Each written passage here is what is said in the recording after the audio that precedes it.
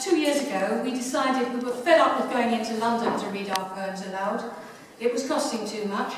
And we found a really nice bar, the Bar des Arts, which is opposite the Yvonne Arnaud Theatre. Lovely place, very cosy, elegant even.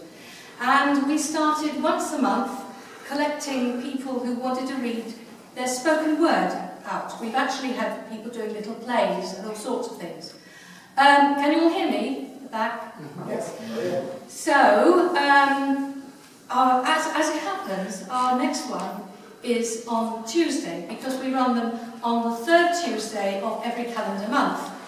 And last year, we decided after nearly 2 years, we wanted to make something more permanent, because we've got lots of good open micers and we'd had some wonderful guests. We invite 2 or 3 guests from outside the area every month to make it varied. And we wanted to celebrate their poetry. So we brought out a book. And 50 people contributed to it. It includes some quite well-known people. We've got A.F. Harold in here, Wendy Klein, some performance poets who actually wrote their stuff down for us.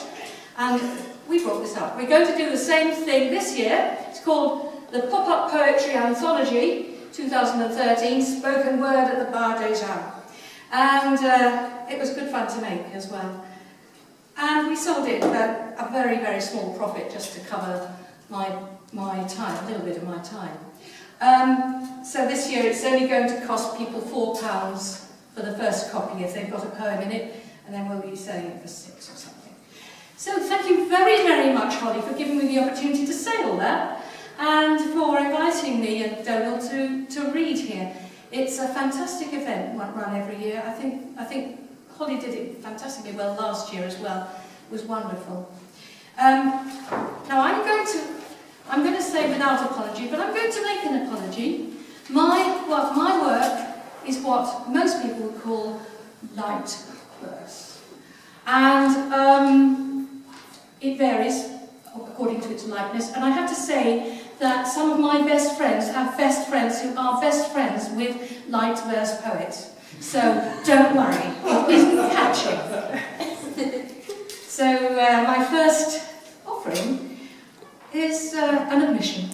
I'm in love with open spaces, gaps and holes, and small hiatuses, virgin canvas, clean white pages, frames and arches holding landscapes, buttress bridges, sea to sky.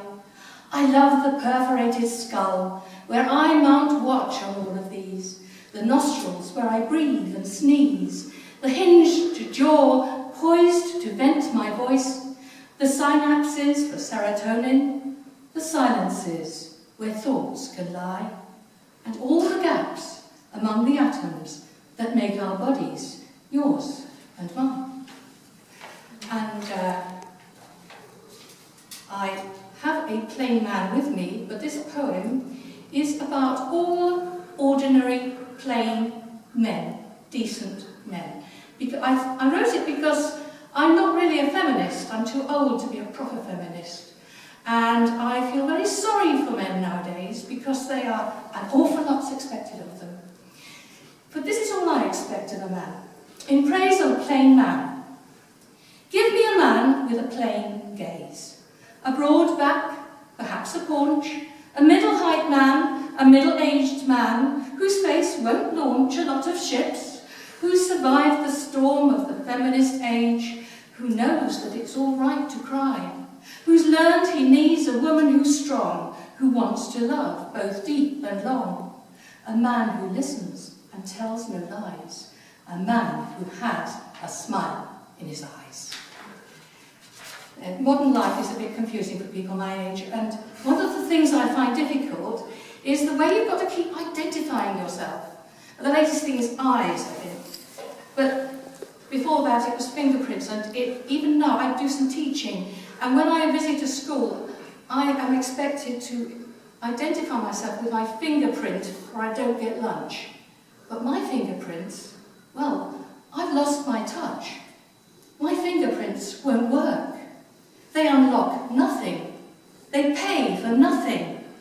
They have worked hard and long enough, they say, and they don't work. work anymore. They've gone all smooth. Now this one is called If, and again it's about being over the hill.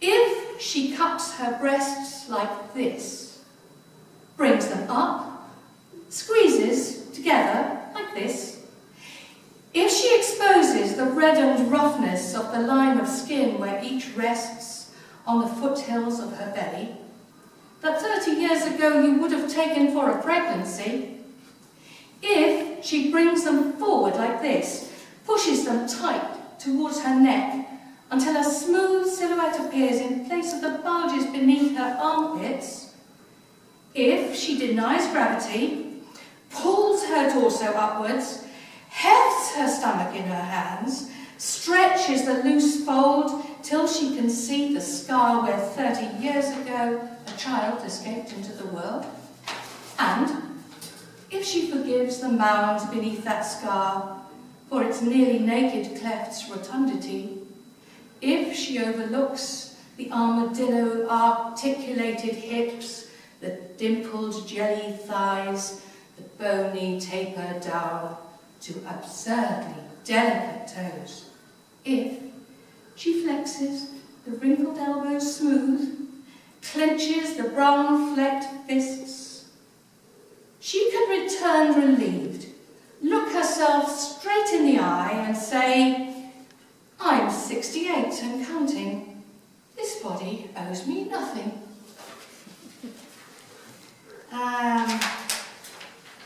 Because you've got to laugh, haven't you?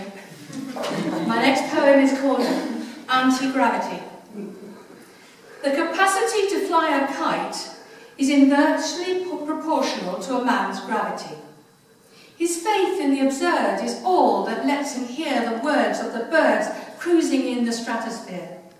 His kite tugs the rational tether that holds him to the earth's skin, until the string cuts wild arabesques in clouds, brands his hands with stripes of his will to freedom, hovering on roaring winds, the kite's frivolity.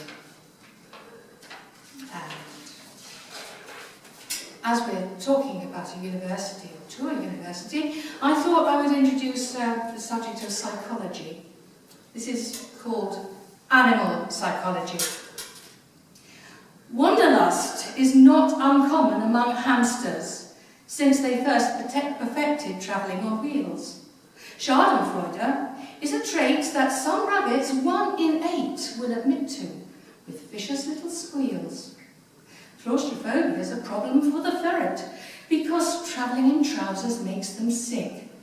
Hysteria is found in many moles underground, so they have to dig their tunnels very quick. Glaukenstücke is what every goldfish feels when it knows it has been revelling too much in the sufferings of flatfish who've been bullied by the catfish, or the battered cod the cat won't even touch.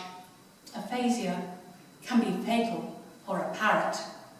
Dyspraxia affects 1 snake in 3. Guinea pigs who can't relax get mild panic attacks, but respond quite well to water therapy. I wonder if I've got time to... How much time have I got? You've got 1 more poem. Okay, I'm going to go straight to how to make a dress out of silence. Take a yard of the quiet of a dawn before the birds wake.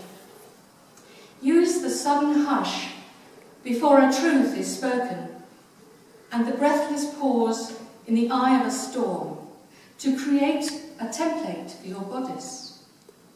Be sure to calculate the volume of the air held in place by the lungs alveoli, so that it stretches easily across the depth and breadth of your chest. Cut out the skirt from a length of the boundless, soundless vacuum of space. Now, thread a hiatus with a sense of absence, and sew into one piece. Try on the dress. Listen